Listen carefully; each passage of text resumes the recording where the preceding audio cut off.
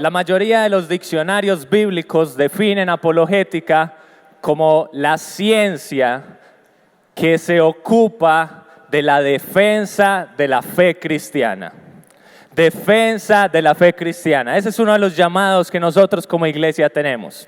La Biblia utiliza no la palabra apologética, sino la palabra apología, que es una palabra griega y se utiliza 8 veces en el Nuevo Testamento.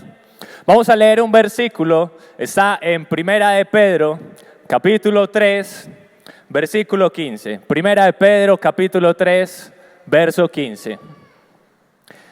Dice en la Nueva Versión Internacional: más bien, honren en su corazón a Cristo como Señor.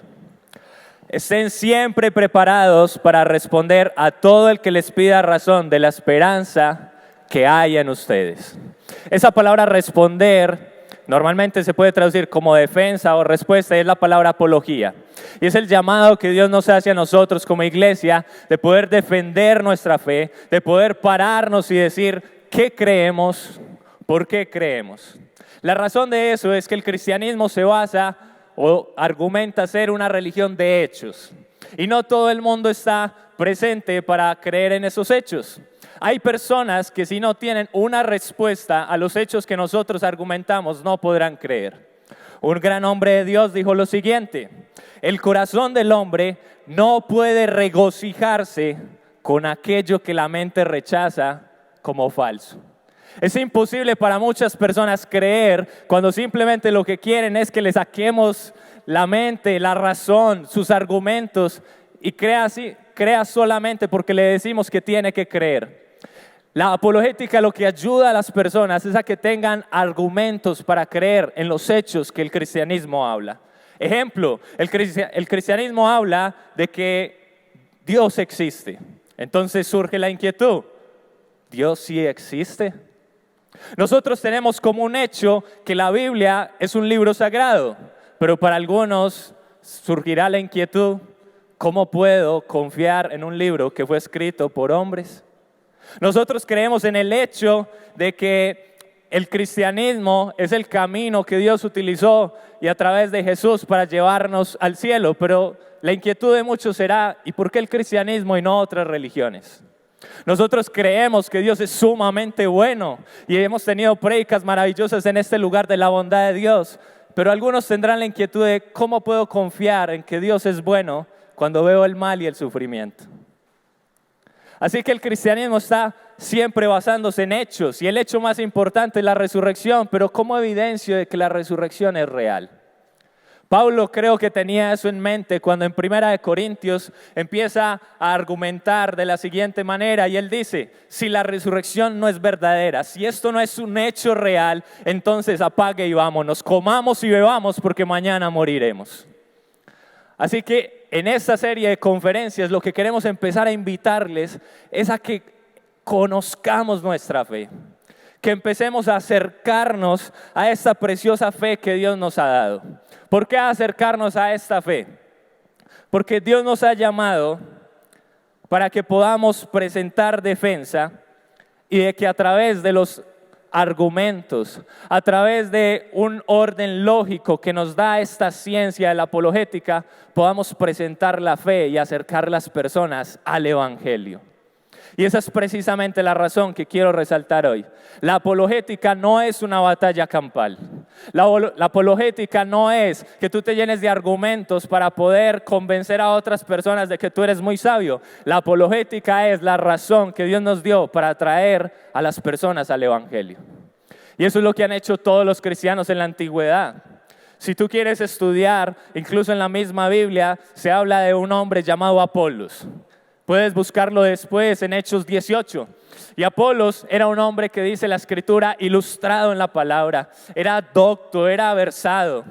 Pero además dice que él utilizaba todos los argumentos y especialmente el uso de la escritura para que los judíos reconocieran a Cristo como Señor.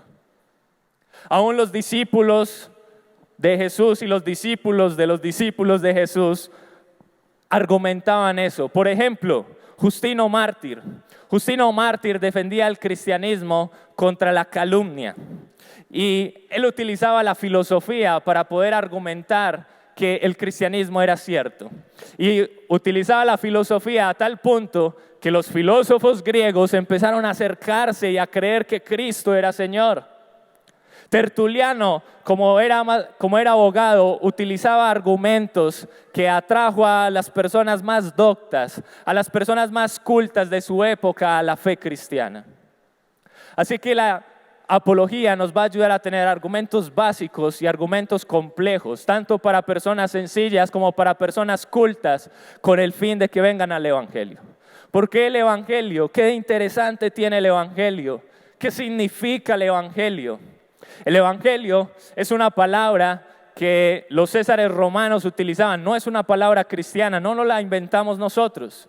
Los césares romanos la utilizaban para dar las grandes noticias, las noticias más importantes del imperio. La razón de eso es la etimología. ¿Cómo así que la etimología? Es decir, ¿de dónde viene esa palabra? La palabra evangelio viene de dos raíces griegas. La más importante es eu. Dígale al de al lado, eu. Eu es el prefijo del verbo eurisco o eureka. Y lo utilizó por primera vez el matemático Arquímedes. ¿Quién sabe quién es el matemático Arquímedes?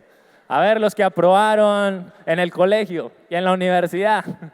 Arquímedes, en el siglo III antes de Cristo, estaba tratando de demostrar cómo era la densidad de los cuerpos. Quería demostrar y llevaba años tratando de poder mostrar cómo los cuerpos tenían cierta densidad y no lo lograba. Un día estaba en su casa, en su bañera. ¿Quiénes de acá tienen bañera? Bendito sea Dios por el que tiene bañera. Los que nos bañamos en bañera únicamente lo hacemos cuando estamos en hoteles. Pero cuando usted tiene la oportunidad de estar en una bañera, nota lo siguiente: cuando usted se sumerge en el agua empieza a subir. ¿Por qué? Porque el volumen de su cuerpo hace que el volumen del agua suba. Y lo que Arquímedes encontró es lo siguiente: mientras él sumergía su cuerpo, la misma cantidad de volumen que él colocaba en el agua, es decir, su cuerpo, era la misma cantidad de agua que subía. Y él dijo: descubrí la densidad de los cuerpos. Y salta de su bañera y sale corriendo por las calles de Grecia desnudo, gritando: ¡Eureka! ¡Eureka! ¡Eureka! Yo creo que ninguno de acá va a salir desnudo, gracias a Dios. Pero quiero que cada uno de los que estamos acá salgamos diciendo: ¡Eureka! El Evangelio es la noticia que transforma mi existencia. El Evangelio es la mejor noticia y yo quiero defenderla. Y ese es el llamado que tenemos como iglesia, de que podamos defender esa fe tan preciosa que Dios nos ha depositado en el Evangelio. Es el mensaje que transforma toda la existencia. Así que definitivamente no vamos a argumentar de una manera que podamos convencer a las personas. No vamos simplemente a dar razones para mostrar lo elocuentes que somos. Vamos a presentar razones, vamos a presentar argumentos, vamos a dar justificaciones, vamos a mostrar datos, vamos a mostrar hechos para mostrarle a las personas que ellos necesitan a Jesús. Que ellos necesitan a Jesús. Escuché a un teólogo la siguiente frase: si nuestra apologética nos impide explicar el Evangelio a una persona, entonces es una apologética inadecuada. Si la forma en que estamos defendiendo el Evangelio está impidiendo que la gente venga al Evangelio, tienes que cambiar la forma en que lo estás haciendo. Porque en vez de abrir el reino de los cielos a que llegue la gente, lo estás cerrando. Lo está cerrando, y el llamado de Dios es a que lo abramos. El llamado de Dios es a que lo abramos. Martín Lutero decía en sus 95 tesis: el tesoro más grande de la iglesia es el Evangelio. El tesoro más grande que tú tienes es el Evangelio, porque esa noticia te transformó toda la existencia. Quiero que vayas conmigo un momento a Romanos capítulo 1. Romanos capítulo 1, versículo 16.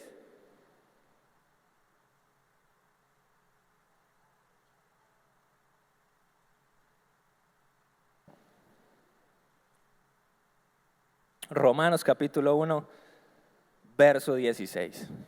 Dice de la siguiente manera, lo voy a leer en la Nueva Versión Internacional. A la verdad, no me avergüenzo de el Evangelio, pues es poder de Dios para la salvación de todos los que creen, de los judíos primeramente, pero también de los gentiles. El Evangelio es la noticia más importante que nosotros necesitamos defender. Los argumentos que establezcamos únicamente deben ayudarnos a que las personas se acerquen a este Evangelio. Ahora, al terminar esta conferencia, viene otro tema que es candente. Y es que, listo, necesitamos presentar argumentos, sí. Necesitamos que el Evangelio transforme nuestra existencia y la existencia del mundo, sí. Pero ¿cómo podemos presentar el Evangelio cuando existe el dolor y el sufrimiento? ¿Cómo podemos mostrar ese Dios que transforma la existencia cuando la existencia que todos tienen, incluso nosotros, está mezclada en medio del dolor y el sufrimiento? Y quiero con eso dar paso a la siguiente enseñanza.